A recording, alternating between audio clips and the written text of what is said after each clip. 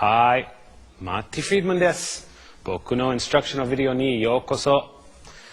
うまくなるために一生懸命練習しなければならないけど、このビデオを見てレッスンすればきっとライバルに差をつけることができます。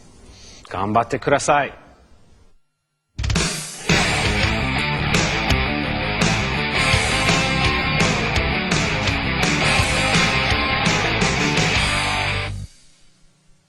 Part 1では僕なりのピッキングスタイル、フィンガリングスタイルを紹介します。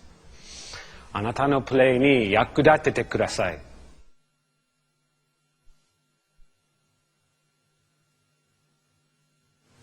Let's get in tune. I am in fact tuned to E flat, so here's a chord to tune to. This is an E chord. Okay, now I'm going to play an E major arpeggio and move it up in different positions so you can get an idea of how you can use the entire neck while just playing one chord. Check it out.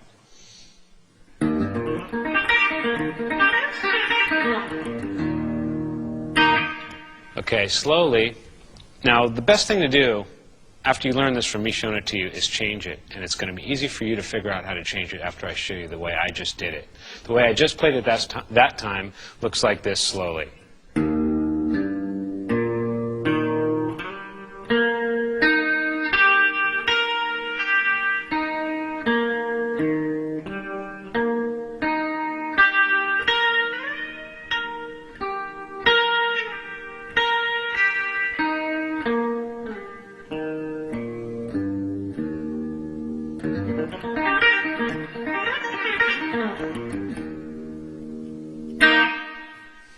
Now the best thing to do with that is once you're in this position here, you want to take the same notes that I showed you and play them all kinds of different ways. Don't do it exactly the same as I showed you.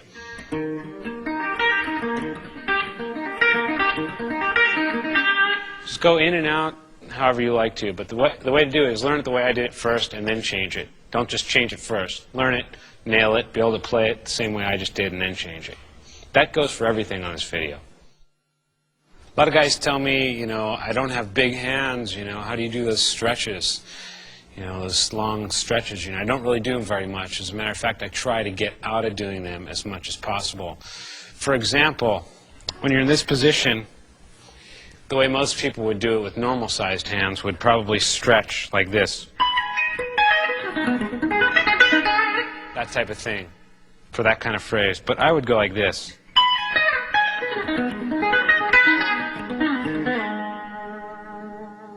Let's do that whole thing again really slowly so you can see exactly what's happening.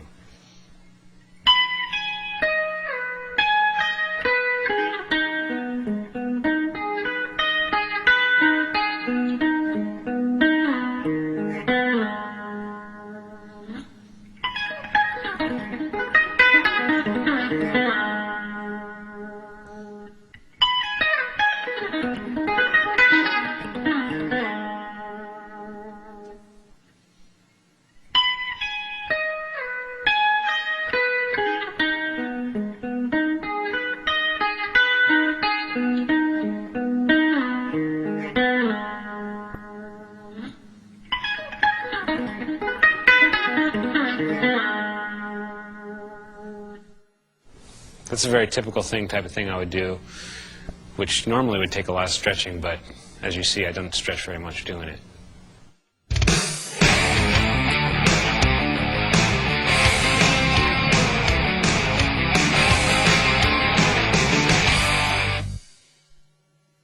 Part 2ではエクササイズに少しずつアイデアを加えて自分だけのフレーズ作りにチャレンジします。オリジナルスタイルを作ってみてください。A lot of guys ask me, how is it that you play so long and so fluid without stopping, without repeating yourself? And sometimes it's just a matter of making the thing that you actually are repeating kind of long.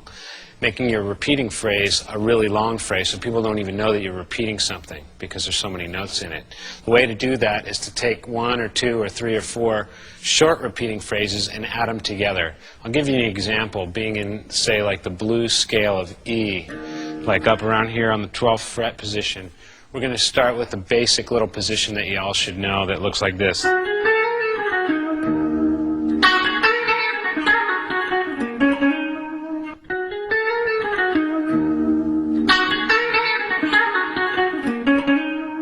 Kind of that feeling going on here, but let's take these notes here.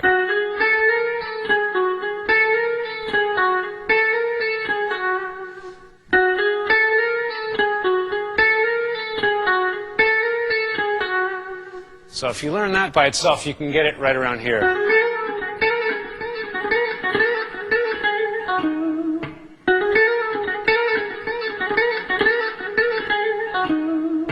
Now let's add something to that. Let's go to like the next note up here like this. So we're adding this very simple phrase in there and then back down. So we're starting here with this as many times as you want.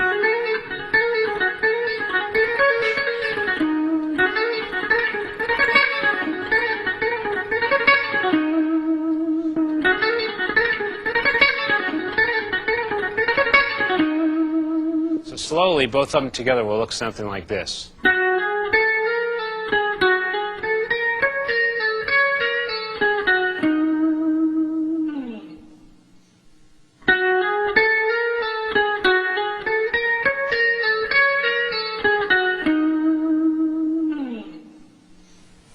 Okay, once you get to that point where you have maybe 2 things connected to each other, you can try something else that doesn't really stay in the same scale or doesn't stay in the same melody train of thought as what you're doing. That's going to really break it out.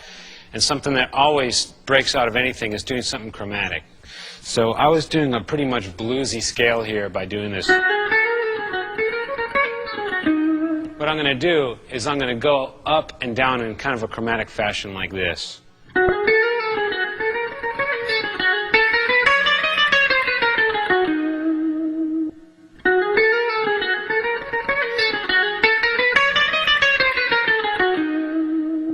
Slowly, that looks like this. And basically, it's not a real chromatic scale. It's one of those things that's easy for the fingers, that maybe leaves a note here or 2 out of the scale that just sounds cool. If I were to make everything exactly the same as the perfect scale, it would just sound like a machine. You know what I mean? There wouldn't be any personality. And plus, it's easier to play this way, if you can follow what I'm talking about. Just do what's easy for the fingers and gets the sound that you want to get. That's the most important thing. So I'm going to try to remember what I just did and go like this.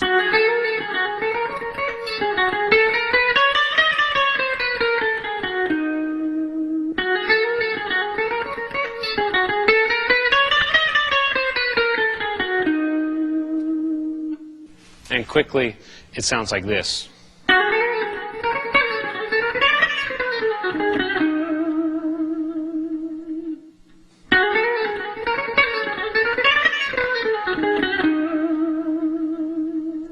And that would be a good time, in my mind, to throw something in that's major. So altogether, you have something like this.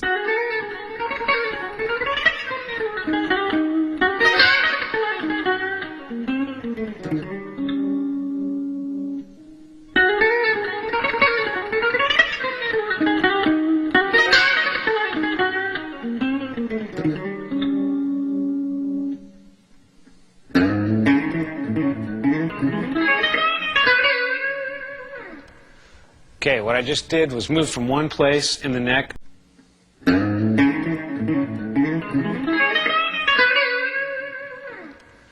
Okay, what I just did was move from one place in the neck, on the low part of the neck, to a high part of the neck relatively quickly. And the idea is to get from point A to point B. First, you got to hear it in your mind. That's what you want to do. You want to get from this note to this note.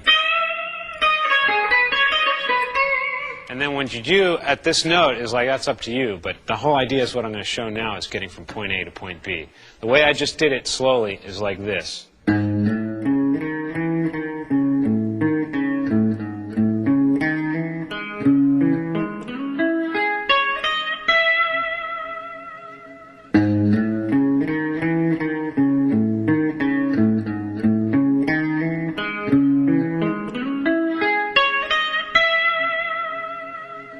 That's the high note, and like I said, you know, take off and do whatever you want after that. Whatever, okay.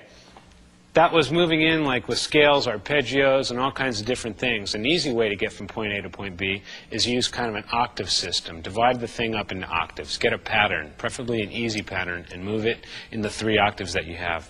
Let's take this note sequence, for example. And move it up here.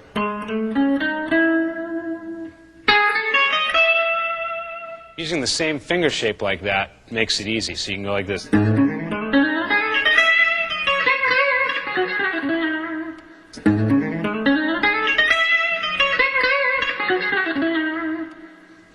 You can make it a little bit more complicated and it will last a little bit longer if you do that. Check it out, something like this.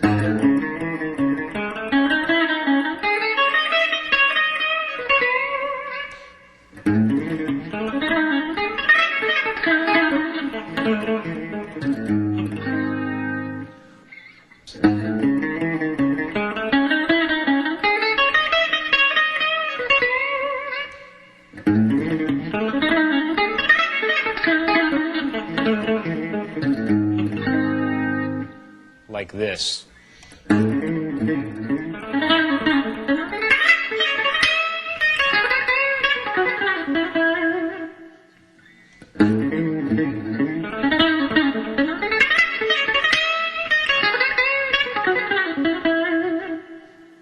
idea is just getting to this note. What you do after that is your own business. Okay, what that was slowly is a longer pattern, but I still did the same thing in each octave, like this.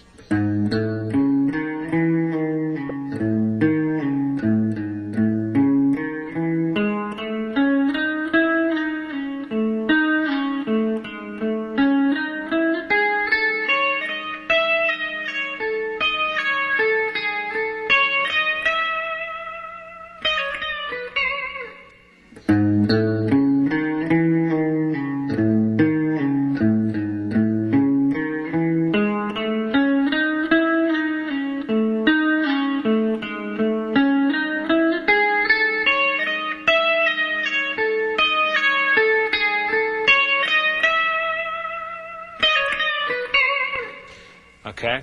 So the idea is you want to hear it first in your mind. Here's point A, here's point B, how do I get there? That's 3 suggestions. Now you can use that particular pattern or just use that as an idea to move up. I'll give you another quick example, and then if you don't understand after that, you should really go back to the beginning of this video and start again. Okay, it looks like this.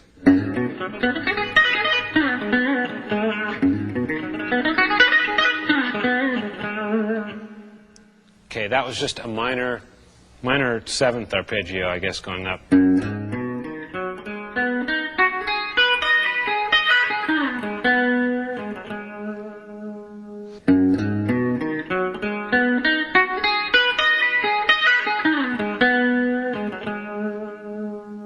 Now that was sort of a different mental concept. That was, here's my point A, and my point B was here.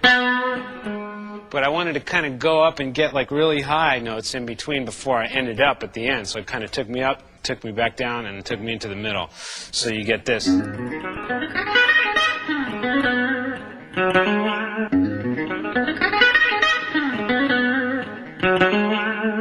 it's really important that you understand that it's got to be from the head first. You've got to hear that this is where you want to go and this is where you want to end up, or else your fingers are just going to blindly just be going nowhere. So that's very important. You've got to know the roads of how to get from point A to point B, but you've got to hear them as you're playing them. Very important point right there.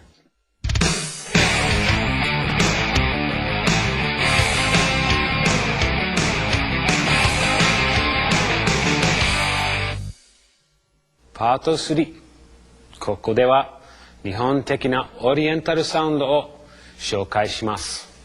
無理な世界に挑戦してみましょう。When I first started playing rock music, I wanted to learn everybody's guitar parts that I could find, all kinds of fast guitar parts, slow guitar parts, just all the good players. I wanted to learn everything. And so after I learned a lot of rock playing and a lot of rock guitar feel, I kind of wanted to find something new, so I looked at classical music and I looked at foreign music and I looked to music from all different countries, you know. When I got to like Indian music and Chinese music and Japanese music, I got really inspired because there was a whole kind of music that's been in existence for so many millions of years. I mean, it's probably actually just ever since time began, and it's had that much time to evolve. And so I wanted to tap into that information pool.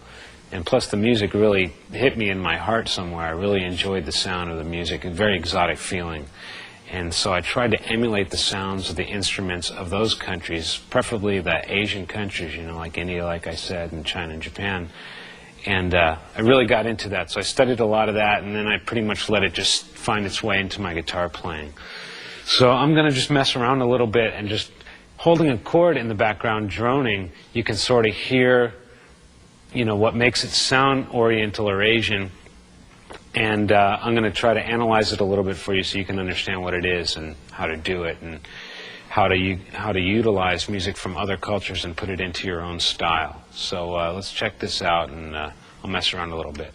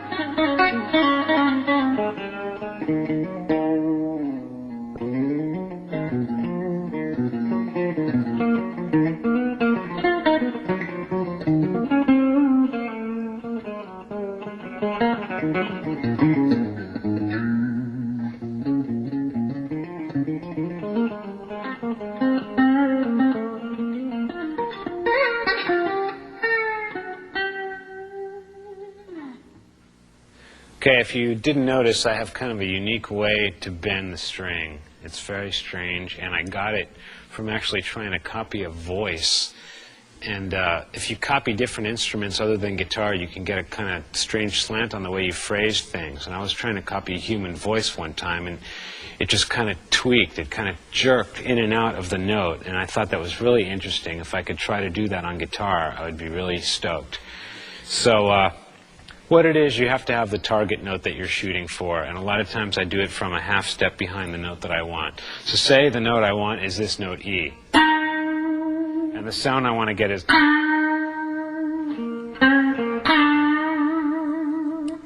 So the thing behind the way I do those bends is, it's really kind of complicated, but if you watch really closely, I'll tell you what it is. First, you're actually bending the note up without picking it, like that. And the split second before you bend it back up, you pick it. So if you follow me, check this out. Second before you bend it back up, you pick it. So if you follow me, check this out. I'm going to try to do it in slow motion. It only works when you play at full speed, but this is what it actually is, slowed down. Now, I over-exaggerated the first note. It's actually 3 notes. 1, 2, 3. But when you do it for real, you don't want to hear that first note really at all. Just kind of have it there, but don't have it there, if you follow me. So you just want to barely pick after that first note is played with your left hand, and you really only want to hear the second note and the third note. It's very unusual. It's not, but. So it's one of those things, kind of a trial and error thing. And the best way to do it is try to emulate it. Emulate the sound of that. Emulate the sound of other instruments. Emulate like a saxophone or something, or violin, or in my case, an Indian sitar, or what else did there's a Chinese violin that has a really nice sound to it that I copied a lot of. And a way to practice that is to take like a melodic passage, like a scale or a melody, and try to add as much of these strange bends in there as possible. Like take a...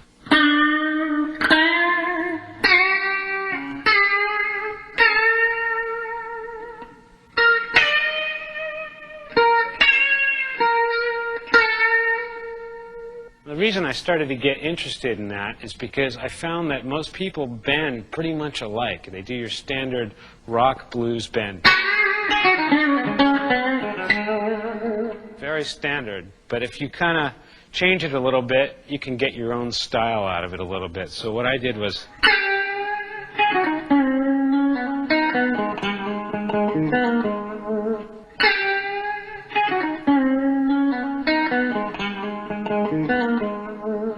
Basically, I'm going the same place from point A to point B, but it's the notes that I choose and the way I kind of phrase and bend them that makes it sound a little bit different. So I suggest that you learn the way I do it and then try to learn from other instruments and copy them. You know, as close as you can possibly copy on guitar, it's still not going to sound like a saxophone or a Chinese violin. So just by doing that, it's going to make you sound different enough that you can stand out a little bit. So for example, you know, that little oriental sounding thing that I just did had a lot of those strange bends in it. And a lot of times I was changing the scales and modes and all that stuff. I don't really know too much about scales and modes. I go by my ear, and the best way to develop your ear is to do exactly what I just did and have a chord holding in the background and listen for yourself and learn what the tones actually sound like. If you're thinking about scale terminology and stuff like that while you're soloing, your head is just going to be so full of big words that you're not going to know what you're going to do, and you're not going to be able to feel anything. It's all about hearing something and being able to connect from your head to your heart and your gut and to your fingers. And the best way to do that is just over a chord droning in the background. That's how you hear what the notes sound like. Instead of, well, this is a major third and a minor third and a minor scale and all that. That doesn't mean anything when it comes down to playing. So a good way to practice is over one or maybe even just two chords, and then you can really hear what the notes sound like. And if you notice during that extended jam thing, I did a lot of going in and out of major and minor to kind of emphasize the tone. Like this is kind of a pentatonic feel here, what I started out with.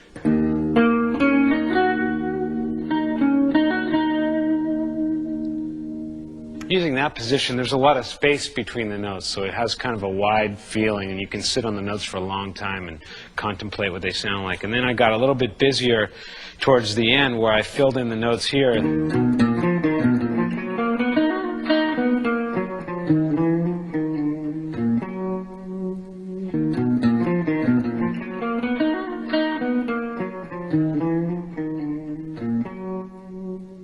Using those kind of notes and that kind of sequence, and that has a little bit of an Eastern sound to it. And when I did something in a major key,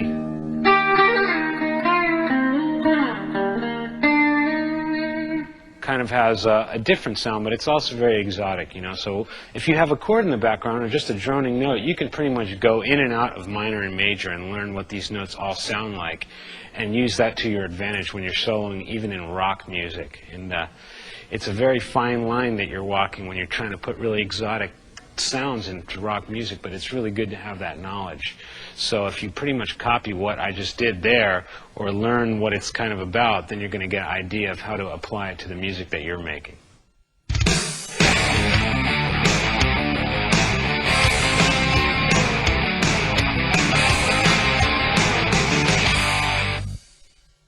Saigo no Part 4ではコード進行を考えたプレイです。コードに合わせたメロディアスなプレイにトライしましょう。2, 3, 4.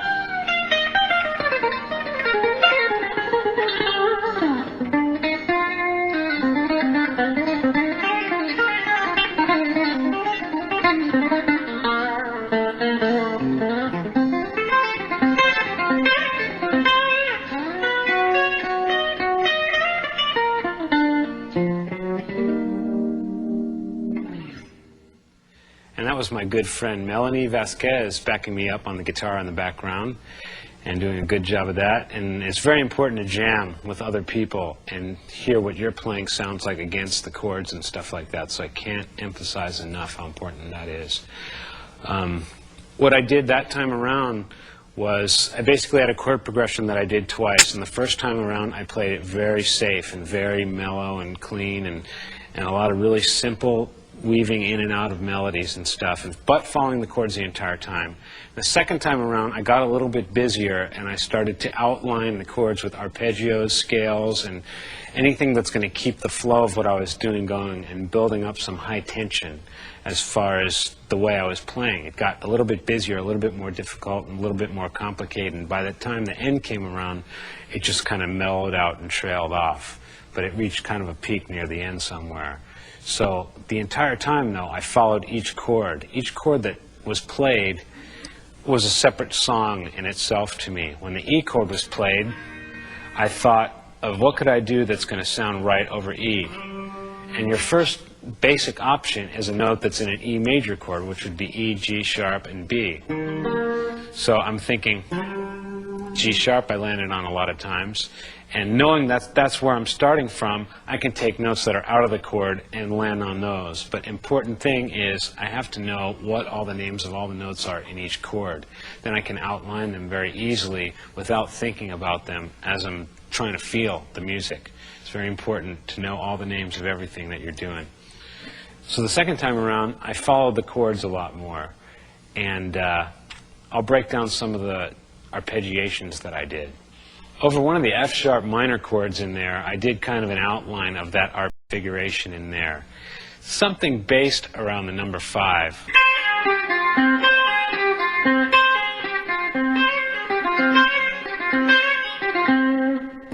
Chord is F sharp minor there. I got these notes here.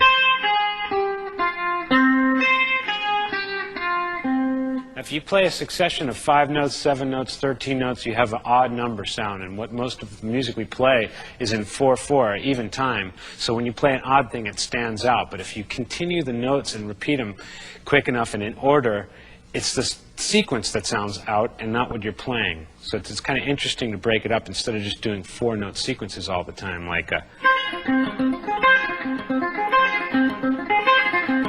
That would be a 4-note sequence. Each time it goes 4 notes before it repeats. I did a 5-note thing here. And then I did a variation on that, like what I was talking about before, making a variation.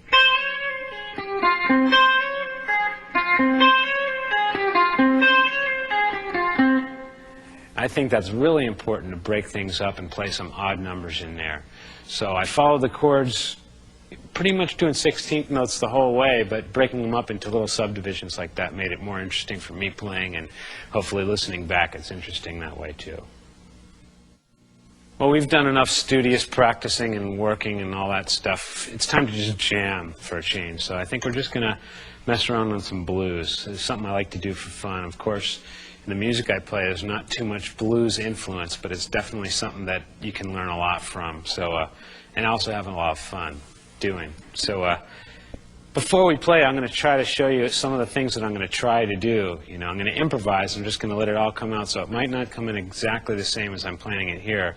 But here's some ideas. This blues progression that I'm going to play has a lot of different chord changes in it. And what makes it fun for me is trying to catch all the chords. And there's all different kinds of chords. There's diminished chords, augmented chords, minor chords, major chords, seventh chords, you name it. It's got everything. And the chord progression is so famous, we've all heard it a million times, so it's easy to really feel this progression. So it's a fun thing that you can jam on with your friends. Now there's a diminished chord that comes up in this. It's an A diminished or E flat diminished. So I'm going to try to follow that somehow, you know, and you could go with that kind of arpeggio shape.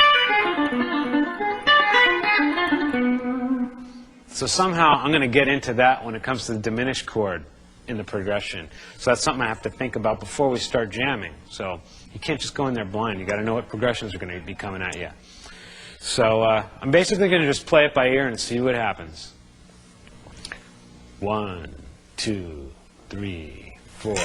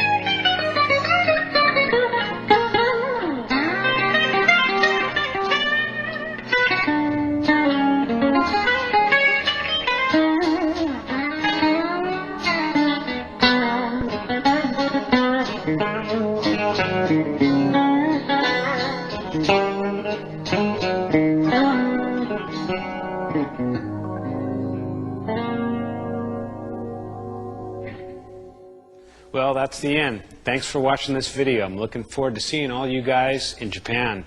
And I hope that you do really good with your practice and just do great and work hard and all that good stuff. これでもう僕よりも上手くなるよ。Guitar kids 頑張って。And we're going to take this one away with a progression that's very similar to the song Reckoning Day off the Megadeth album Euthanasia. Let's do it. Let's take it away. 2, 3, 4.